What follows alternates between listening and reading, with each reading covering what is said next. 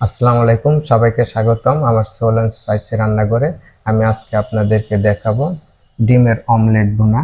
ডিমের অমলেট ভুনা করতে আমার যা যা লাগবে আমি দেখেন এখানে একটা ডিম অমলেট করে 2 টুকরা করে নিয়েছি। আমার লাগবে পেঁয়াজ, লাগবে কাঁচামরিচ, আমি শুকনা ধনিয়া পাতা রাখছি এখানে। আমার লাগবে রসুন, আদা, পেঁয়াজ, এগুলা সব বাটা। আমার লাগবে মেথি, লাগবে গরম মশলা গুঁড়া, লাগবে মরিচের গুঁড়া, হলুদের গুঁড়া, ধনিয়া গুঁড়া, আরও লাগবে তেল আর ঘি। তো চলেন আমরা রান্না শুরু করি।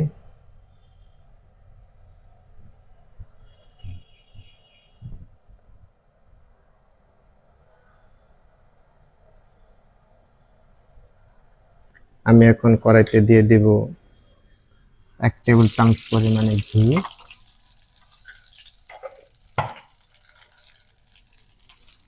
দিয়ে দিচ্ছি 1 টেবিল চামচ পরিমাণে তেল,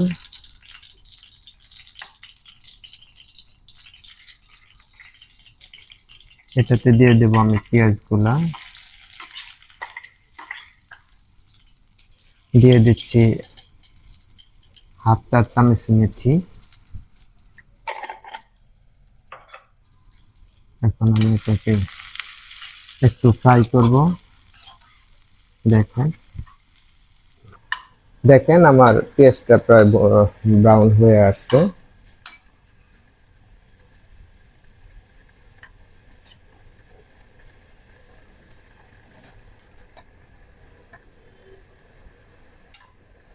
অনেকটা ব্রাউন হয়ে আসছে। এখন আমি এটাতে আস্তে আস্তে অন্য মশলা অ্যাড করব।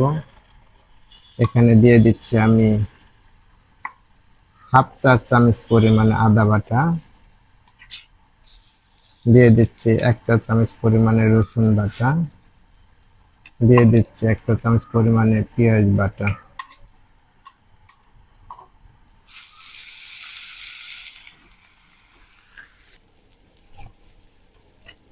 আমার ভাজা হয়ে গেছে। এখন আমি আস্তে আস্তে অন্য মশলা দিয়ে দিচ্ছি।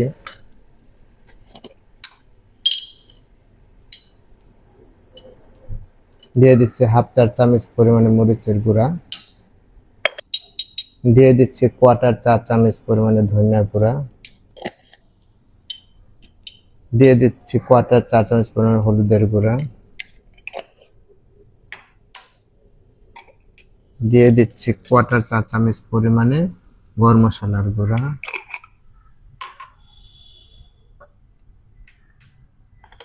দিয়ে দিচ্ছি 1/4 চা চামচ পরিমাণে লবণ,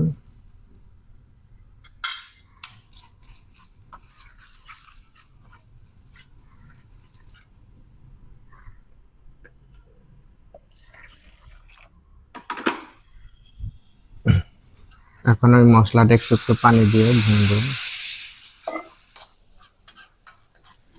দেখেন আমার মশলাটা প্রায় ভুনা হয়ে গেছে। খুব ভালো একটা ফ্লেভার বের হয়েছে। এখন আমি এটাতে ডিমটা দিয়ে দেব।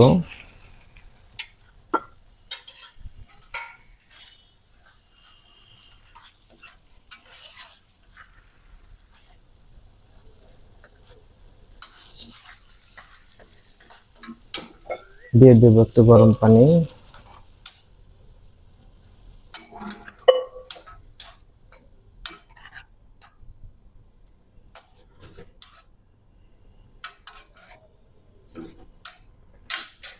সাথে দিয়ে দিচ্ছি কাঁচামরিচ।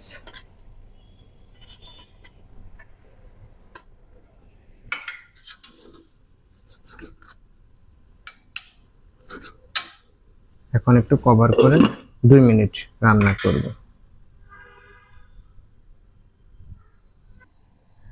আমার 2 মিনিট হয়ে গেছে, দেখি কি অবস্থা।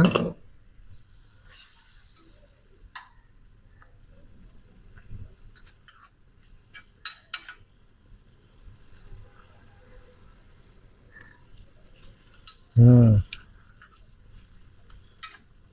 অনেক ভালো হয়েছে। এখন আমি এটাতে দিয়ে দিব আমার শুকনো ধনিয়া পাতাটা।